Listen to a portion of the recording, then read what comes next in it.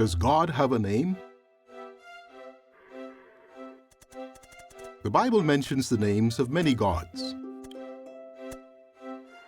The nations surrounding ancient Israel worshiped deities named Ashtoreth, Baal, and Molech. The first-century Christians lived among people who worshipped such deities as Artemis, Hermes, and Zeus, and the names of those gods are recorded in the Bible. The Bible acknowledges that there are many gods, but the name of one God appears in ancient manuscripts of the Bible far more times than the names of all the other gods combined.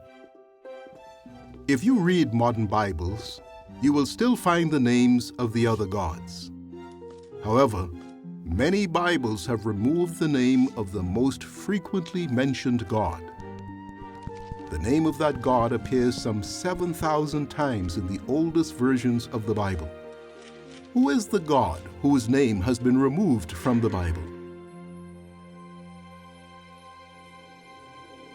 The first part of the Bible, often called the Old Testament, was written in Hebrew and a related language, Aramaic. In Hebrew, God's name is represented by 4 letters. Hebrew is read from right to left.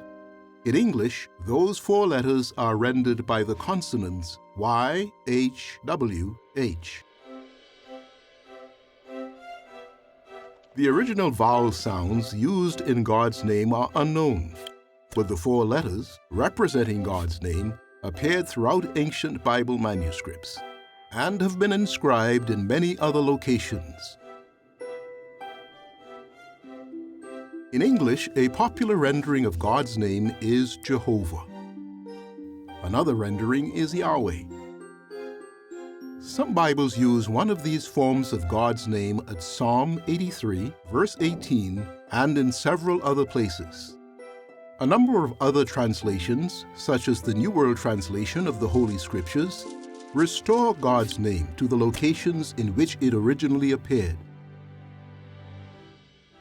Since God had his personal name included in the Bible some 7,000 times, he no doubt wants us to know and use that name.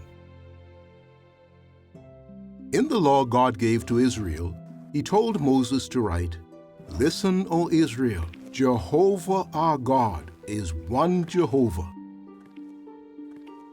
Jesus quoted that passage from the law, so he obviously knew and used God's personal name.